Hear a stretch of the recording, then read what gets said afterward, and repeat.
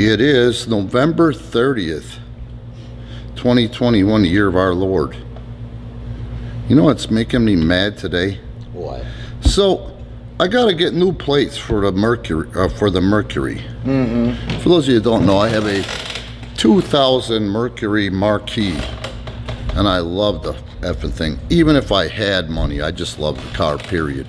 It's got under 90,000, so it's just broken in engine-wise. But anyway, so the state of Illinois, What year is it? 2000, 21 years old.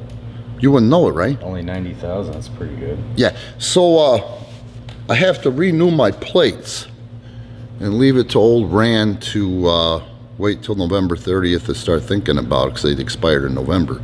Well, now what they do is this. They used to Clean Air Team, Emission Control, send you notices. Right. They don't do that now. You go to get your new plate and they say, sorry, Chief, you got to go and pass the test. So they hold your plates hostage. Yeah. Don't want that. No, man, so I got to go tomorrow. Pain in the butt, but I'm going to get her done. And, you know, this is the kind of over restrictions that the Democrats bring. You know,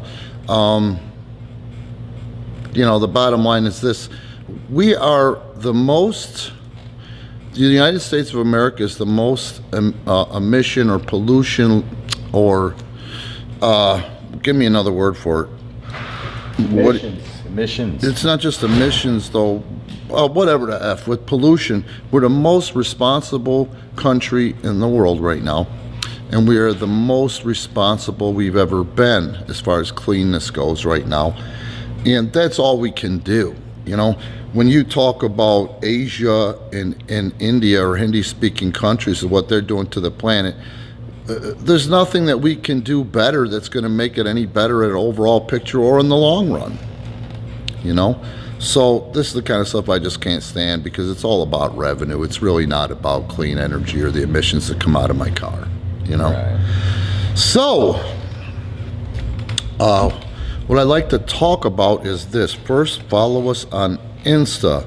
Subscribe to us on Facebook. I'm really surprised that nobody threw a party about it, but we surpassed 8,000 members on Facebook. I threw a party. It was on Sunday. Sunday, was it? You missed it. Yeah. You didn't throw a party. Yeah, I did. You don't know the mayor. You don't throw parties, you weird ass. No, I threw an all-sober dance in honor of our Facebook. Who was there?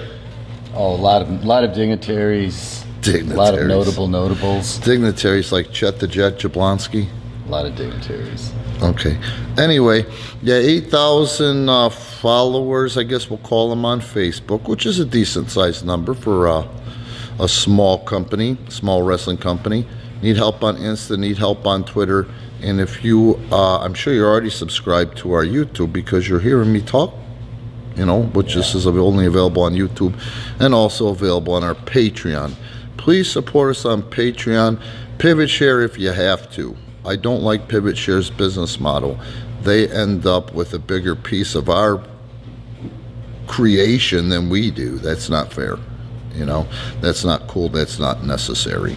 You know, but that's what some people are comfortable with because they're used to it because it came before Patreon. So I'm going to go ahead and, you know, appreciate you guys there. I just hope eventually you'll jump over to Patreon where we get more of our product, more of our own creation. So I was thinking about a couple of things. So Casey and I are very well traveled.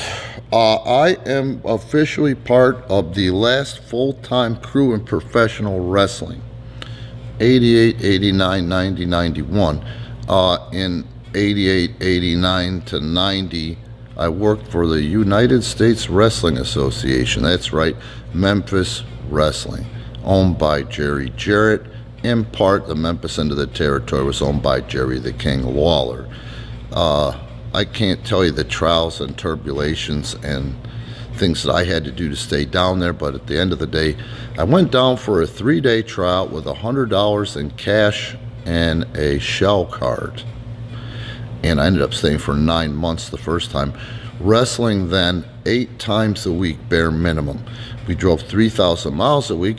We wrestled 8 times a week because we had to do television on Saturdays live in the Memphis studio.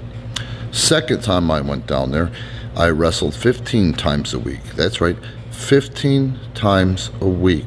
I wrestled as myself in the undercard and came back for the main semi-main event into the building. Total 100% kayfabe, different clothes, different gear, and a mask. And then wrestled in the main and semi-main events, which was an amazing, astounding thing that I don't think anyone's done that I've heard of or know of. But 15 times a week, Casey. Yeah. Casey worked for IWA Puerto Rico, where he wrestled how many times a week? 4 to 5. Yeah. That was I always considered that to be the last of the territories. Well, it wasn't full time. I mean, I'm just saying it was the last of the territories. Last of the territory. I mean, minus Japan, that was the last full time. You can't call place Japan to. Well, I'm just saying they ran TV. They ran towns off the TV. They drew. That's the last place that was using that model. Believe me, I'm not selling Puerto Rico short. As you know, I've got a lot emotionally invested. I've had some financial investment into Puerto Rico, into IWA Puerto Rico. Point I'm trying to make is that the full-time territory. Now, when I was in Memphis, they used to call the independent shows outlaws. Outlaws were not a compliment. You know what I mean? So Dale Mann ran Kentucky, parts of Indiana at the time. He was running 4 times a week without television. You know what I mean? When we were there on in the territory, they were saying like second choice would be try to go out to Portland, where they were running 4 days a week. You know what I mean? Point I'm trying to make, though, is that was a lot of work. Nobody's worked that much since. I don't think Vince works that much. What do they work?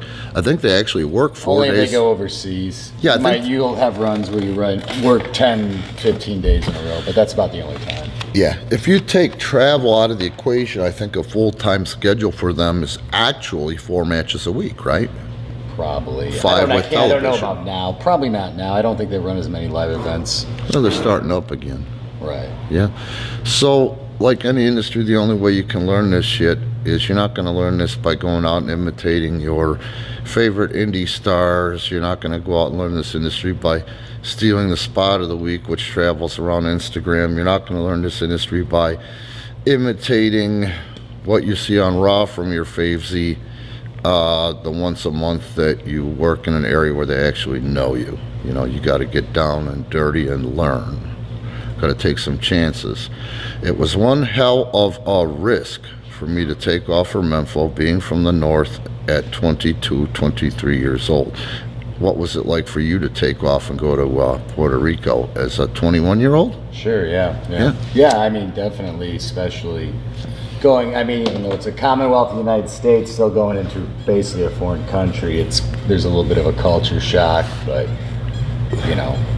That's all part of it. Yep. So that's what I'm saying is, if you have been, you've got to be able to take some chances, and that chance isn't scampering around from indie show to indie show where they let you pretend to know what the hell you're doing so you can show off. You're not in this industry and you're irrelevant unless you're actually drawing money. And that doesn't mean selling tickets to friends and family. That means getting people that you don't know organically to come and see you because they're interested in what you're doing. That doesn't mean you guys who own the territory or own the company or run the company that force all the young people on your roster to sell 20 tickets. That's not drawing. That you're not organic and you don't matter, But you know that. You don't need me to tell you. But I'm going to tell our listeners that just to kind of put out our accolades, if you will. You with me? We've been going for 9 minutes. Yeah, I know. I'm going to go ahead and put another 9 on there. So we do an 18-minute, whatever the hell. So what I wanted to talk about today is, and this is what we'll do on the subscribed podcast, or the part of the podcast which is subscribed on Patreon. And if you could not give away the whole story, but they just released John Morrison over the last few days. Do you know what's his real name? It's John something. What is it? Hennigan. Like Heineken's H-E-I-N-G-I. So when he says Hennigan, I think of Miss Hannigan from Annie. Yeah. That's the ultimate heel Yeah. right there. That's Moolah. Yeah. You know? Carol Burnett. Yeah, that's Moolah. Miss Hannigan, Annie. Mr. London. Was he at Vince's? Was he at WWE before you got there? Yeah. Was he? Yeah, he was. He probably got there about maybe a year and a half before me. I think he's a product of. He was in Tough Enough at first. That's where. Oh, I didn't found know him, that. Pretty sure. And he started with Joey Mercury. And Miz? No. Okay. No, he didn't team up with Miz. No, did until he this- start with Miz at the same time as No, Miz? I think he started before Miz. Okay. Yeah. At least with WWE. Cool. But yeah, he. Oh, go ahead. So we're going to go ahead and talk about that when you hear the dinger, you know, which is in about 7.5 minutes. Point I'm trying to make is that that seems to be something that people are talking about. It's a relevant happening in the industry. And, you know, you're going to hear from Conan, and you're going to hear from Disco, and you're going to hear from, you know, Shivani or whoever else, Hannibal. Hannibal's probably going to pay him $1,000 to have him on his podcast, you know.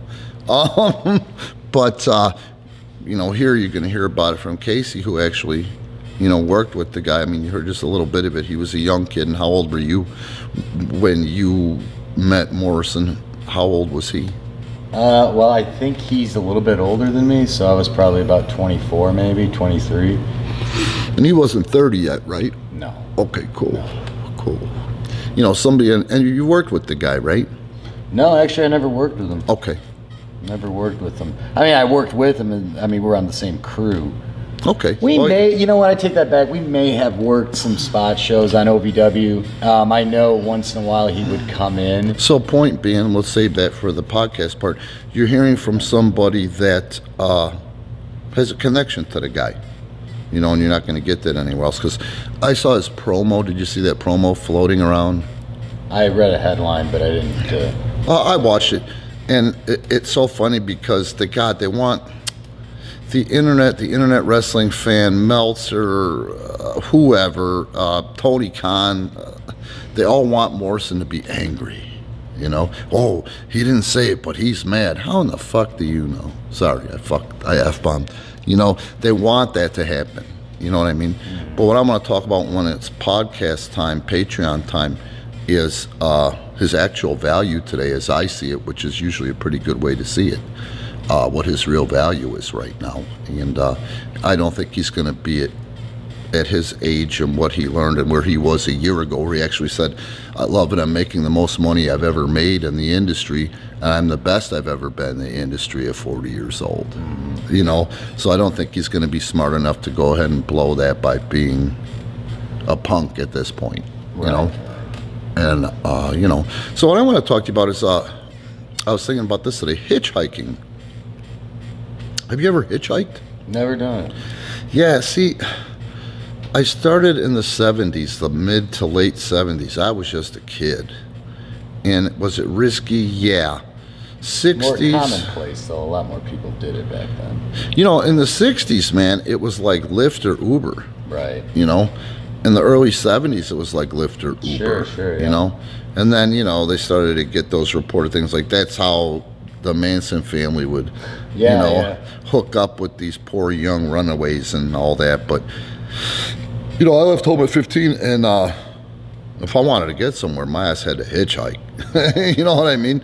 It's just, you have nothing, and I can't explain it. You know, it's just insane. And when you're going to hitchhike, when people start to also get afraid of picking people up.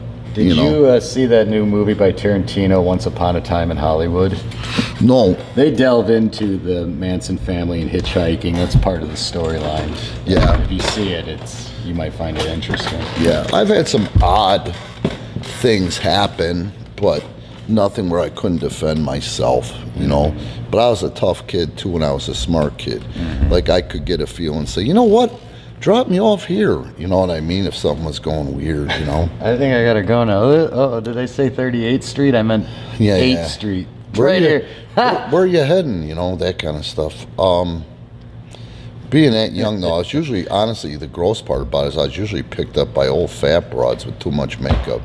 You know what I mean? That had seen too much Like porn Ben- one way and wanted Ben to flip Stiller flop in it. Something About Mary when he picks up that guy. Yeah, that guy was hitchhiking. Yeah, he chopped up a guy and put him in that bag, and then they stop at the rest stop, and you know that's the bathhouse. For Well, I never had anything homosexuals like that in on the either 90s. side of it. But to let me tell you though, it's an experience. It's a weird way to meet people, you know. But two things I want to talk about regarding. You're I'm not pretty just. friendly. I'm sure that you fit right in. I was a kid. I wasn't that fucking friendly. Good looking though, Yeah. very good looking kid. But no, I wasn't that friendly or outgoing then. Oh, really? Maybe that's why you developed into being more outgoing. Those You have to, hitchhikes. you know. You have to beat people to the punch is what I figured out in social settings, on the street, and in places that you don't know yet. You have to beat them to the punch. Like you've seen me on the island. If I'm in Puerto Rico, I'm all over people when I see them, and that's to get that feeling and also kind of instill in them, I'm not afraid of you. You know what I mean? And I'm not afraid of much. Don't fuck with me, I won't fuck with you. Right. You know what I mean? And I'm able to survive a lot of whacked out situations. But anyway, so I wasn't bringing up the hitchhiking to talk about hitchhiking so much, but I was just thinking about my own emotional growth. Stories. My folks, you know, neglected me beyond neglecting. You hear all these victims today, and you got nothing to complain about. I haven't heard one of these Hollywood stars or, you know, social media that have anything to complain about compared to what I went through. You know what I mean? You don't hear me complaining and blaming and justify being an asshole. Matter of fact, I'm uncomfortable being an asshole. But anyway, my folks really fucked me over. But it's weird because now my dad's 80, my mom's approaching 80, and I'm really proud of myself for being able to be there for him in spite of that. Yeah, that's good. You know? But what I really love about it is my kids see it. Yeah. You know, being a good example for them. Oh, it's just, I love it. Then, so today is funny because, you know, my ex-wife and I got divorced in 2009. By 2014, without an attorney, I got sole custody in the most corrupt state of the union, sole custody of the kid. And my youngest, and actually my middle kid too.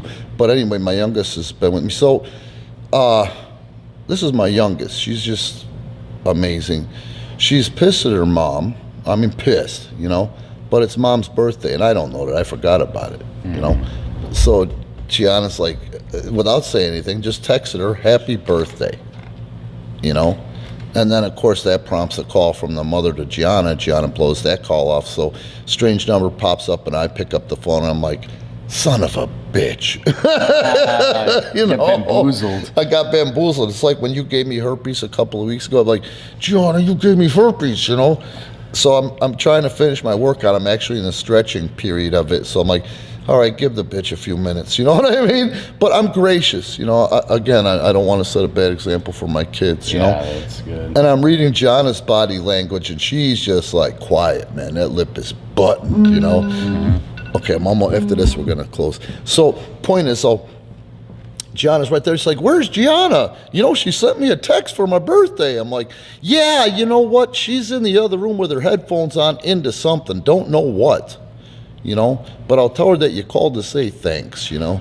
I just would have told her she was at Boner Jams. Whatever, dude. I got to handle this shit. I'm trying to be serious. So what I do is for a second, and then what this horrible narcissistic person did to me last year, after my oldest kid is 27, then she says all of a sudden, she starts rocking the boat because nobody's giving her attention, saying that my oldest kid may not be mine at 27 years old, you know?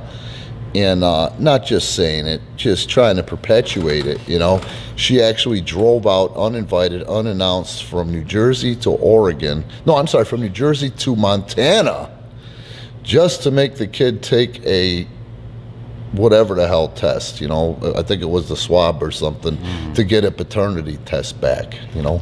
So that F's me up on so many levels, because if I would have known she cheated, none of this shit ever would have happened. You know what I mean? But, and it F'd me up in a way, and it F'd my kids up, and I'm angry, you know. But I know that what's it going to do if I tear into her, if I rip into her and be shitty. So the other thing she says to me, my oldest kid right now is being induced because her baby is 8 days late. out in Oregon, and she's trying to make jokes about if I think the baby will come out with my turbo jeans and have my nose and all that crap, you know, and probably will. You know what I mean? What's wrong with your nose? I don't get it. Italian. She's gonna look like a little Italian probably. But point is, I had a golden opportunity and I wanted to say it, and I would have loved it because I could have bragged to you about it and we could have laughed about it for years, and my kids and I could have laughed about it for years. I was going to say, well, at least we know he's not going to come out looking like your old boyfriend Dave, huh? But I didn't. I bit my tongue. Okay, so now we're going to move on to the podcast. You've heard a kinder, gentler Rand, always striving for emotional growth and spiritual fitness. So let's go ahead and go Johnna Cut here. Now, Casey,